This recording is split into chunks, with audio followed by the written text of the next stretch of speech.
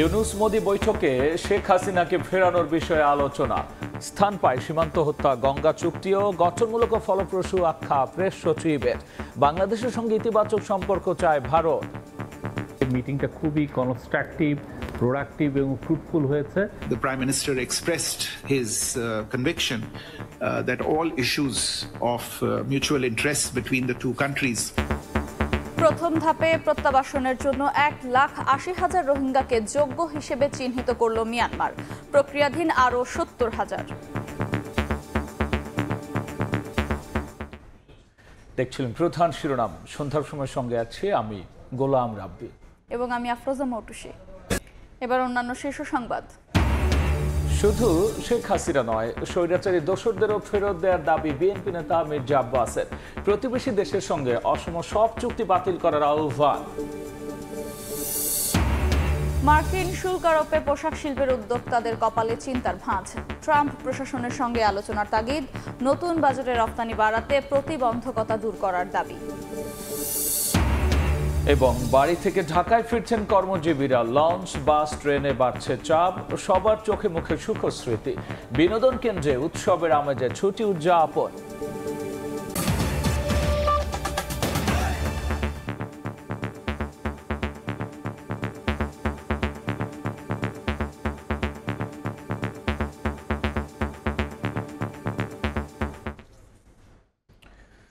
থাইল্যান্ডে বিমস্টেক সম্মেলনের সাইডলাইনে বহুল আলোচিত বৈঠকে মিলিত হলেন বাংলাদেশের প্রধান উপদেষ্টা ডক্টর মোহাম্মদ ইউনূস ও ভারতের প্রধানমন্ত্রী নরেন্দ্র মোদী। দুই নেতার মধ্যে আলোচনায় শেখ হাসিনাকে ফেরত, সীমান্ত হত্যা বন্ধ সহ বিভিন্ন বিষয় স্থান পেয়েছে বলে জানিয়েছেন প্রধান উপদেষ্টার প্রেস সচিব শফিকুল আলম। এছাড়া গঙ্গার পানি বন্টন চুক্তি ও তিস্তা প্রকল্প নিয়েও কথা হয়। বাংলাদেশ ও ভারতের সরকার প্রধানের বৈঠকটি গঠনমূলক ও ফলপ্রসূ হয়েছে বলে উল্লেখ করেন শফিকুল আলম। ব্যাংকক থেকে নাজমুস সালেহের রিপোর্ট। সব জল্পনা কল্পনার অবসান ঘটিয়ে অন্তর্বর্তী সরকারের প্রধান উপদেষ্টার সঙ্গে বৈঠক হল ভারতের প্রধানমন্ত্রী নরেন্দ্র মোদীর। থাইল্যান্ডের ব্যাংককে সাংগ্রিলা হোটেলে বিমস্টেক সম্মেলনের সাইডলাইনে অনুষ্ঠিত হল বহুল আলোচিত এই বৈঠক। বৈঠক শেষে সাংবাদিকদের সঙ্গে কথা বলেন প্রধান উপদেষ্টার প্রেস সচিব শফিকুল আলম। জানান, বৈঠকে পারস্পরিক স্বার্থ সংশ্লিষ্ট সব ইস্যু নিয়ে আলোচনা হয়েছে। কথা হয়েছে শেখ হাসিনাকে ফিরিয়ে আনার ব্যাপারেও। ভারতে বসে পতিত স্বৈরাচারীর উস্কানিমূলক বক্তব্য নিয়েও কথা হয়েছে তাদের মাঝে। স্বার্থ সংশ্লিষ্ট যতগুলো বিষয় ছিল সবগুলো বিষয়ই আমাদের চিফ অ্যাডভাইজার মহোদয় সেই মিটিংয়ে বলেছেন। যেমন শেখ হাসিনার প্রত্যর্পণ বিষয়ে কথা হয়েছে। শেখ হাসিনা যে ওইখানে বসে অনেক ধরনের ইনসেন্ডিয়ারি কমেন্ট করছেন সেগুলোর বিষয়ে কথা হচ্ছে। শফিকুল আলম বলেন, দুই নেতার বৈঠকে তিস্তা ও গঙ্গার পানি বন্টন চুক্তি নিয়ে আলোচনা হয়েছে। কথা হয়েছে সীমান্তে হত্যা বন্ধ নিয়েও। বর্ডার কিলিং নিয়ে কথা হয়েছে। আমাদের দুই দেশের মধ্যে যে গাঞ্জেস ওয়াটার ট্রিটিটা আপনি জানেন যে নতুন করে এটার এক্সপায়ার হয়েছে, নতুন করে ট্রিটিটা হওয়ার আবার কথা হচ্ছে, এবং তিস্তা ওয়াটার, এগুলো সবগুলো নিয়েই কথাবার্তা হয়েছে। বৈঠকটিকে ফলপ্রসূ ও গঠনমূলক বলে মন্তব্য করেন প্রেস সেক্রেটারি। বিমস্টেক সম্মেলনের সাইডলাইনে ডক্টর মোহাম্মদ ইউনূস আর ভারতের প্রধানমন্ত্রী নরেন্দ্র মোদীর যে দ্বিপক্ষীয় বৈঠক অনুষ্ঠিত হলো, তাতে দুদেশের সম্পর্ক কিছুটা হলেও স্বাভাবিক গতিতে ফিরবে বলে মনে করছেন বিশেষজ্ঞরা। নাজমুস সালেহি, সময় সংবাদ, ব্যাংকক, থাইল্যান্ড। এদিকে বাংলাদেশের সঙ্গে ভারত ইতিবাচক এবং গঠনমূলক সম্পর্ক চায় বলে জানিয়েছেন দেশটির পররাষ্ট্র সচিব বিক্রম মিশ্রি। শুক্রবার ডক্টর ইউনূস নরেন্দ্র মোদী বৈঠক পরবর্তী সংবাদ সম্মেলনে তিনি জানিয়েছেন, দুই দেশের সম্পর্কে প্রভাব পড়তে পারে এমন নেতিবাচক কথাবার্তাও এড়ানোর আহ্বান জানিয়েছেন ভারতের প্রধানমন্ত্রী। Prime Minister reiterated India's support for a democratic, stable, peaceful, progressive and inclusive Bangladesh. Prime Minister also congratulated Bangladesh on assuming the chair of BIMSTEC and looked forward to the forum further advancing regional cooperation under the leadership of Bangladesh. The Prime Minister expressed his conviction that all issues of mutual interest between the two countries would continue to be addressed and resolved bilaterally through constructive discussions. প্রথম ধাপে প্রত্যাবাসনের জন্য 1,80,000 রোহিঙ্গাকে যোগ্য হিসেবে চিহ্নিত করল Myanmar. চূড়ান্ত যাচাই বাছাইয়ের জন্য প্রক্রিয়াধীন আরও 70,000 রোহিঙ্গা। শুক্রবার বিমস্টেক সম্মেলনের সাইডলাইন বৈঠকে প্রধান উপদেষ্টার হাই রিপ্রেজেন্টেটিভ ডক্টর খলিলুর রহমানকে ফেরত নেয়ার বিষয়টি জানিয়েছেন মিয়ানমারের উপপ্রধানমন্ত্রী এবং পররাষ্ট্রমন্ত্রী উ থান সিউ। মিয়ানমারের প্রতিনিধি দল জানায়, মূল তালিকায় থাকা বাকি 5.5 লাখ রোহিঙ্গার যাচাই বাছাই দ্রুত সম্পন্ন করা হবে। 2018 থেকে 20 সালে 6 ধাপে 8 লাখ রোহিঙ্গার তালিকা মিয়ানমারকে দিয়েছিল বাংলাদেশ।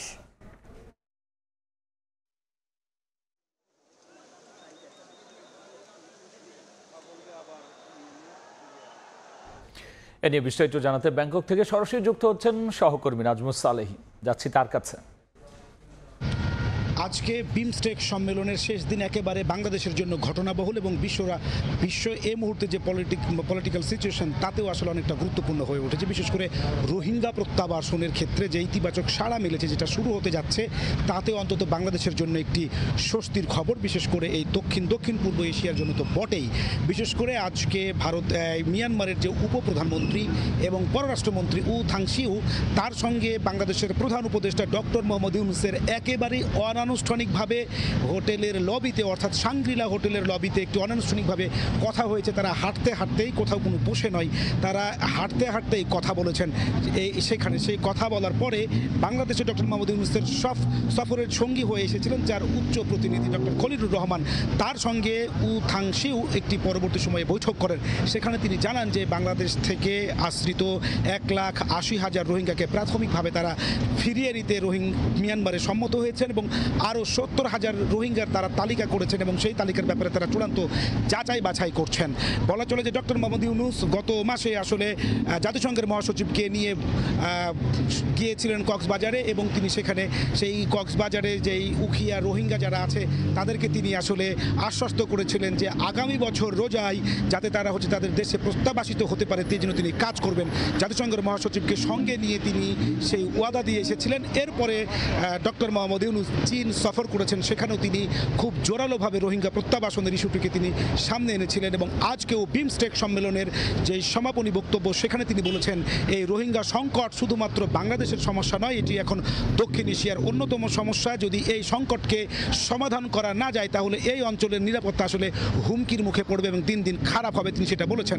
এরপরে ভারতের প্রধানমন্ত্রী নরেন্দ্র মোদীর সঙ্গে তিনি দ্বিপক্ষীয় বৈঠক করেছেন। সেখানে তো আপনারা জানেন যে পানি চুক্তি নিয়ে তিনি কথা বলেছেন, তিনি তিস্তা ব্যারেজ নিয়ে কথা বলেছেন, গঙ্গার পানির যে ন্যায্য হিস্সা তা তিনি চেয়েছেন।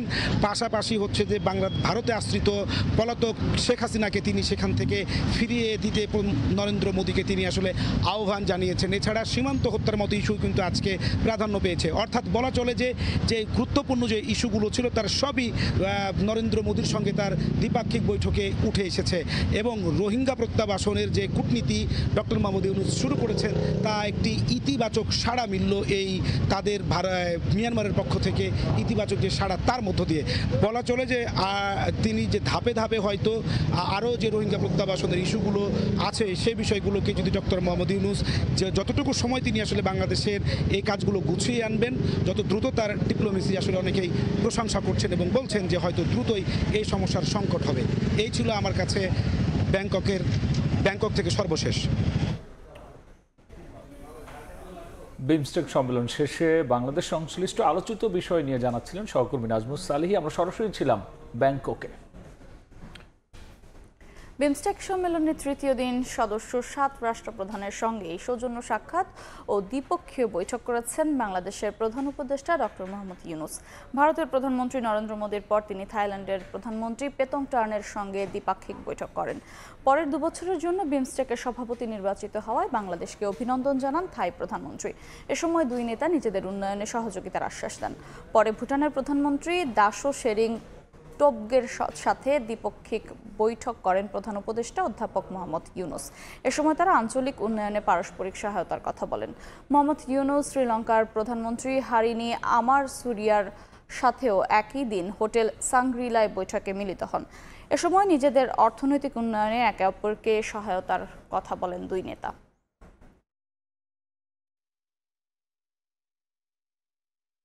কেবল শেখ হাসিনা নয়, ভারতে আশ্রয় নেওয়া স্বৈরাচারীর দোসরদেরও ফেরত দেওয়ার দাবি জানিয়েছেন বিএনপির স্থায়ী কমিটির সদস্য মির্জা আব্বাস। একই সঙ্গে ভারতের সঙ্গে অসম চুক্তি বাতিলের দাবিও জানিয়েছেন তিনি। শুক্রবার ঢাকায় নিজ বাসায় সংস্কার নিয়ে তার এক বক্তব্য ঘিরে আলোচনা সমালোচনার জবাব দেন মির্জা আব্বাস। বলেন, বিএনপি সংস্কার বিরোধী নয়, তবে জনস্বার্থ বিরোধী কোনো সংস্কার মেনে নেবে না তার দল। শেখ হাসিনার প্রত্যাবর্তন এবং বিচার সময়ের দাবি, জনগণের দাবি, আমাদের দাবি। যদি শুধুমাত্র শেখ হাসিনার প্রত্যাবর্তনের কথা হয়ে থাকে, ওনার যারা সাঙ্গপাঙ্গ যারা আছে ওখানে, যারা এই দেশকে অস্থিতিশীল করার চেষ্টা করছে, তাদেরকেও যেন সঙ্গে ফেরত আনে এবং ফেরত দেয়। এবং ভারতের উচিত শেখ হাসিনাকে অবিলম্বে ফেরত দেওয়া। ফ্যাসিস্টের বিচার হওয়া খুব জরুরি। এটা শুধু বাংলাদেশের জন্য না, সারা বিশ্বের জন্য এটা খুব জরুরি। ঈদের ছুটি কাটিয়ে কর্মস্থলে ফিরতে শুরু করেছে মানুষ। এই মুহূর্তে বরিশাল নৌবন্দরে আছেন সহকর্মী অপূর্ব অপু, সরাসরি যাচ্ছি তার কাছে। ঈদের ছুটি শেষে এখন কর্মস্থলে ফিরতে বরিশালের বাস স্ট্যান্ড কিংবা লঞ্চ ঘাটে মানুষের ভিড় দেখছি আমরা সকাল থেকেই। এই মুহূর্তে আছি বরিশাল নদী বন্দরে রয়েছি। আজকে বরিশাল থেকে 11টি লঞ্চ বরিশাল থেকে ঢাকার উদ্দেশ্যে ছেড়ে যাবে। গতকালকে ছিল 6টি লঞ্চ, তবে ঈদের বিশেষ সার্ভিস উপলক্ষে এখন আজকে 11টি লঞ্চ যাবে। প্রত্যেকটি লঞ্চই এই মুহূর্তে যাত্রীদের চাপে টইটুম্বুর অবস্থা। বরিশাল নদী বন্দরে যে সামনের এই মুহূর্তে পল্টনের চিত্র দেখছেন, সেখানেও দেখছেন যে মানুষের কি পরিমাণ, যাত্রীদের কি পরিমাণ ভিড় রয়েছে। এবং এই ভিড় কিন্তু সেই বিকেল থেকে শুরু হয়েছে। এখন পর্যন্ত বরিশাল নদী বন্দর থেকে কোনো লঞ্চ ছেড়ে যায়নি ঢাকার উদ্দেশ্যে, তবে কিছুক্ষণ বাদে 8টার পর এক এক করে ঢাকার উদ্দেশ্যে লঞ্চ ছাড়বে। বরিশাল নদী বন্দর কর্মকর্তা জানিয়েছেন যে গতকালকে তুলনামূলক এর থেকে একটু কম ভিড় ছিল, তবে আজকে এবং আগামীকালকে উপচে পড়া ভিড় থাকবে, এই প্রস্তুতি তাদের আগে থেকেই ছিল। ফলে সেই জায়গা থেকে আইন শৃঙ্খলা রক্ষাকারী বাহিনী কিংবা বিআইডব্লিউটি এর কর্মকর্তাদের প্রস্তুতি অনেক আগে থেকেই কিন্তু এখানে ছিল। সেই জায়গা থেকে দেখছেন এবং যাত্রীরা বলছেন তারা এক ধরনের স্বস্তিতেই এবছর ঈদ কাটিয়ে তারা এখন কর্মের উদ্দেশ্যে যাচ্ছে। অনেকের মুখে যেমন হাসির ঝিলিক রয়েছে, সেই সাথে সাথে কিন্তু তারা এও বলছেন যে পরিবারের সাথে ঈদ কাটিয়ে তারা এখন ফিরছে। কিছুটা তো মন খারাপ বা আক্ষেপ রয়েছে, কেননা বছরের এই সময়টির জন্য তারা অপেক্ষা করে থাকেন। আবার কুরবানির ঈদ আসবে, সেই ঈদে কেউ আসতে পারবেন কি পারবেন না, সেই জায়গা থেকে কিন্তু অনেকের মধ্যে এক ধরনের বিষাদও রয়েছে। তবে সবকিছু মিলে এই যে বরিশালের প্রত্যেকটি এই মুহূর্তে যে লঞ্চ যেগুলো রয়েছে, আমরা ভিতরে প্রবেশ করেছি, কোনো লঞ্চেরই কিন্তু কেবিন খালি নেই কিংবা সোফা, অর্থাৎ প্রথম এবং দ্বিতীয় শ্রেণীর কোনো টিকিট খালি নেই। শুধুমাত্র লঞ্চের যে সামনের যে ডেকের যে জায়গাগুলো রয়েছে, সেই ডেকেও কিন্তু এই মুহূর্তে যাত্রী চাপ রয়েছে এবং ডেকের সামনের যে বারান্দাগুলো রয়েছে লঞ্চের, সেই বারান্দাতেও এই মুহূর্তে যাত্রীরা বিছানার চাদর বিছিয়ে সেখানে আসলে যাচ্ছে। তবে আইন শৃঙ্খলা বাহিনী বলেছেন যে কোনো ধরনের তারা যাত্রী বোঝাই করে কোনো অতিরিক্ত যাত্রী বোঝাই করে কোনো লঞ্চ ছাড়তে দেবে না, সেজন্য বাড়তি লঞ্চেরও এখানে ব্যবস্থা রাখা হয়েছে। বরিশাল নদীবন্দর থেকে আমার কাছে সবশেষ আজকে এতটুকুই খবর ছিল। সাতক্ষীরার খোলপেটুয়া নদীর রিং বাঁধের কাজ আগামী 24 ঘন্টার মধ্যে শেষ হবে বলে জানিয়েছে পানি উন্নয়ন বোর্ড। সকালে সেনাবাহিনী ও স্থানীয়দের সহায়তায় 5ম দিনের মতো কাজ শুরু করে পানি উন্নয়ন বোর্ড। এ বাঁধের কাজ শেষ হলে বন্ধ হবে গ্রামাঞ্চলে জোয়ারের পানি ওঠা। এদিকে টেকসই বেড়ি বাঁধের দাবিতে বেলা 11টায় মানববন্ধন করেন ভাঙন কবলিত বাসিন্দা।